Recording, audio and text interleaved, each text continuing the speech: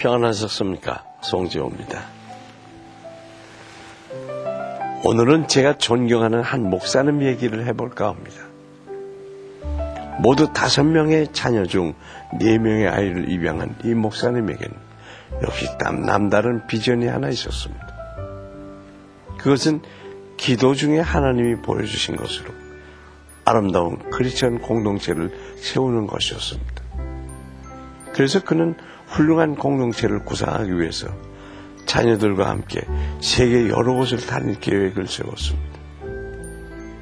근데 경비를 계산해 보니까 7명이나 되는 가족이 함께 가야 했기에 아끼고 아껴도 3천만 원이 들겠다는 결론이 났습니다. 당시 한 교회 부목사로 사역하고 있었지만 스스로 감당하기엔 너무 큰 금액이었습니다. 그날 이후 목사와 가족들은 이 사실을 누구에게도 말하지 않은 채 가족들끼리 합심해서 기도하기 시작했습니다. 드디어 입금을 해야 할 날짜가 다가왔습니다.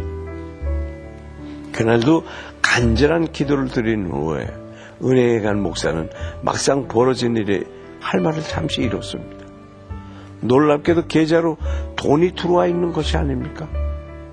더 놀라운 것은 그 액수가 조금의 오차도 없이 딱 3천만 원이었습니다. 그래서 그 목사의 가족은 그 돈으로 전 세계를 둘러보며 공동체의 틀을 구상할 수가 있었고 몇 년 후 주위에 만류를 뿌리치고 캐나다로 떠나서 지금까지 아름다운 공동체를 이루어가고 있습니다. 여러분도 이 얘기처럼 생각지도 못한 곳에서 공급해 주시는 주님의 손길을 느껴본 경험이 있으십니까? 그런 경험을 하기 위해서는 우리가 주님께 순종하는 것이 먼저 선행돼야 합니다. 주님의 공급하신 것, 우리의 순종에 대해서 어떻게 말씀하시는지 오늘 말씀 묵상을 통해서 배워보십시다.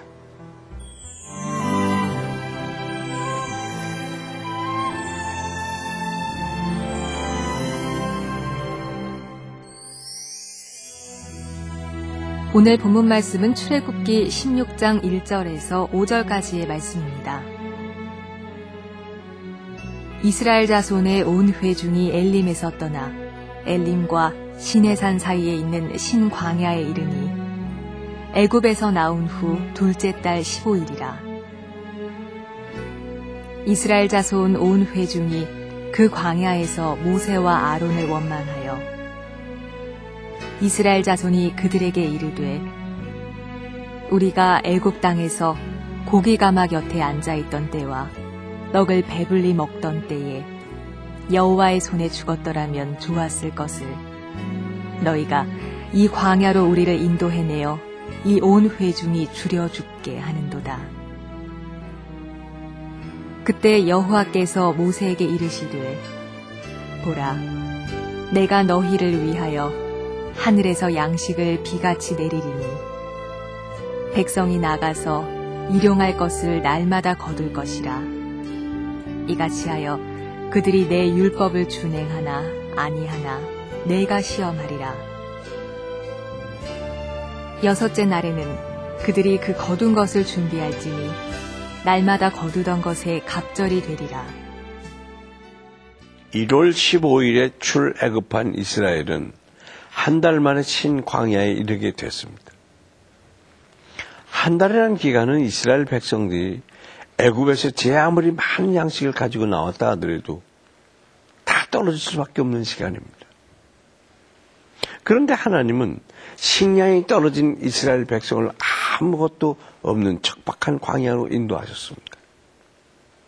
이것은 오직 하나님만을 의지하는 훈련을 하게 하기 위함입니다. 네 하나님 여호와께서 이 40년 동안에 네게 광야길을 걷게 하신 것을 기억하라. 이는 너를 낮추시며 너를 시험하사 네 마음이 어떠한지 그 명령을 지키는지 지키지 않는지 알려 하심이라. 하지만 믿음이 없는 백성은 모세와 아론을 원망하기 시작했습니다. 그들은 자기들의 불평을 정당화하기 위해서 치욕적인 애굽 노예 생활을 풍요로운 낙원처럼 과장하기까지 했습니다. 심지어 그들은 애굽인들이 10번째 재앙으로 죽을 때 애굽인들과 같이 죽었으면 더 좋았을 것이라고 함으로써 6월절의 구원을 욕되게 하기까지 했습니다. 성경은 이와 같은 죄에 대한 미련을 개가 그 토한 것을 도로 먹는 것에 비유하고 있습니다. 우리에게도 이스라엘 백성들처럼 죄악된 옛 생활을 그리워하고 하나님의 구원을 가치없는 것으로 전락시키는 말과 태도는 없는지 돌아봐야 하겠습니다. 사절을 보면 하나님은 원망과 불평을 한 이스라엘 백성을 꾸짖지 않으시고 하늘에서부터 일용할 양식을 내려주시겠다고 말씀하셨습니다. 왜냐하면 당시 이스라엘은 영적으로 갓 태어난 상태였으며 아직 율법도 받지 못했기 때문에 긍휼과 사랑으로 그들을 대하신 것입니다. 하나님은 이스라엘 백성에게 날마다 자기의 일용할 만나를 거두라고 명령하셨습니다. 그러나 안식인 전날엔 평소와 똑같이 거둔 양은 2배가 되게 하시겠다고 하셨습니다. 그리고 하나님은 이처럼 만나를 거두는 행위로 율법에 순종하는지 여부를 시험하시겠다고 하셨습니다. 이것은 만나를 하나님께서 정해주신 만큼만 거두는지 하나님이 정하신 안식일에는 거두러 나가지 않는지 등을 점검하시겠다는 의미입니다. 일용할 양식과 관련된 이 시험을 통해 이스라엘 백성들은 신자의 삶이란 오로지 말씀대로 사는 것임을 체득하게 하게 됐을 것입니다. 너를 낮추시며 너를 줄이게 하시며 또 너도 알지 못하며 내 조상들도 알지 못하던 만나를 내게 먹이신 것은 사람이 떡으로만 사는 것이 아니요 여호와의 입에서 나오는 모든 말씀으로 사는 줄을 내가 알게 하려 하십니다. 우리는 지금 믿음으로 말씀에 순종하며 하나님이 공급하시는 손길을 경험하고 있는지 한번 돌아봐야 하겠습니다.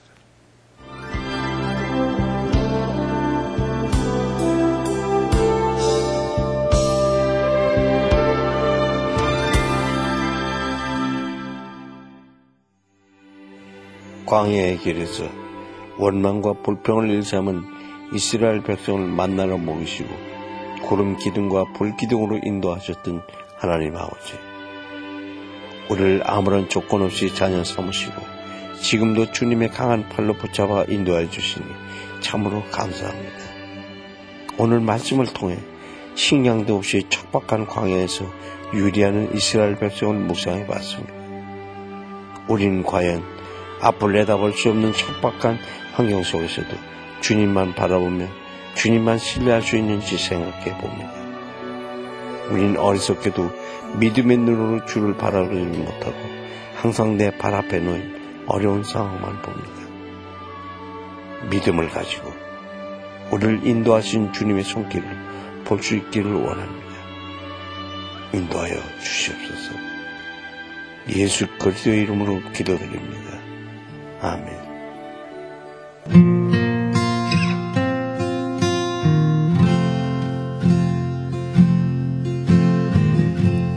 약할 때 강함 되시네 나의 보배가 되신 주 나의 모든 것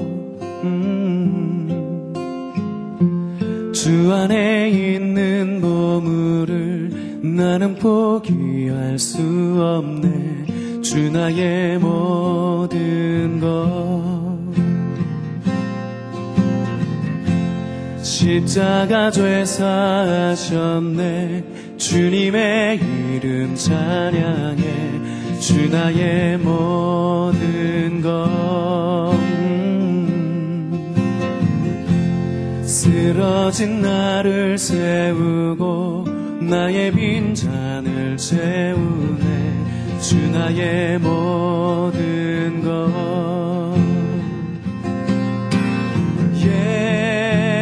예수 어린 양 종 귀한 이름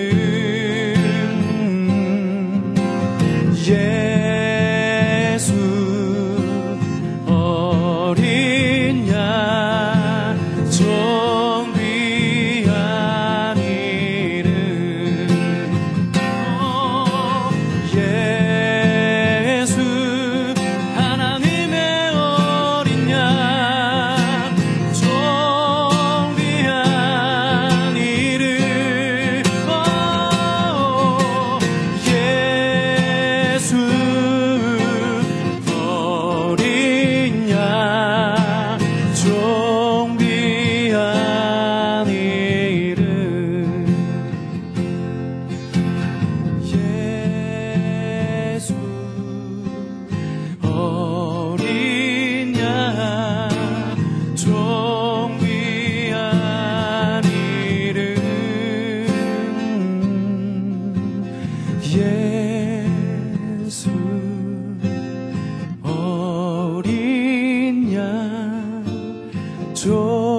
존귀한 이름.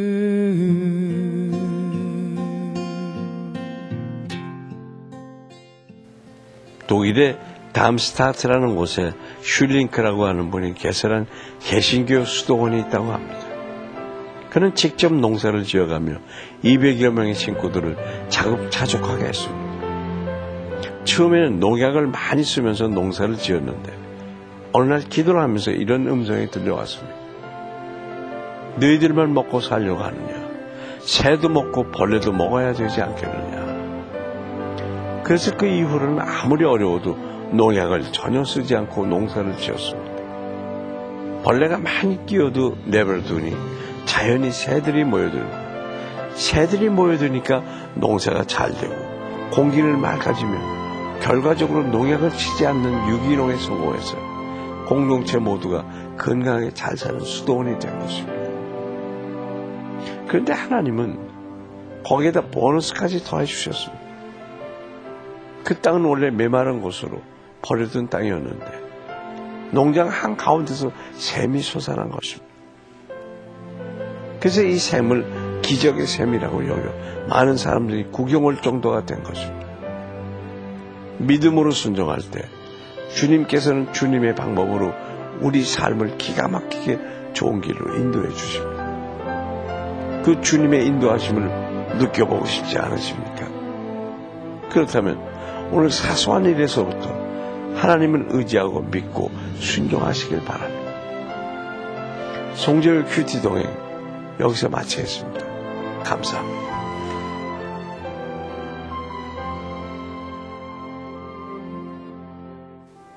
이 프로그램에는 GTM에서 큐티 교재 GT를, 책으로 만나는 성지순례 답사기 바이블 루트를, 대한기독교서회에서 성경 찬송 합본을, 리브가에서 마늘 참초를, 수아영에서 기초 화장품을 협찬해 주셨습니다.